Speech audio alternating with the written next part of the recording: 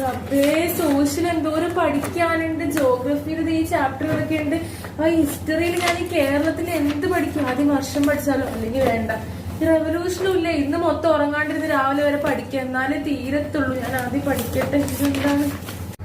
ഓ, ഇനിയിപ്പോ എന്താ ചെയ്യാ? സോഷ്യൽ കുറെ പഠിക്കാനുണ്ടല്ലോ, ഇവിടുന്ന് പഠിക്കും.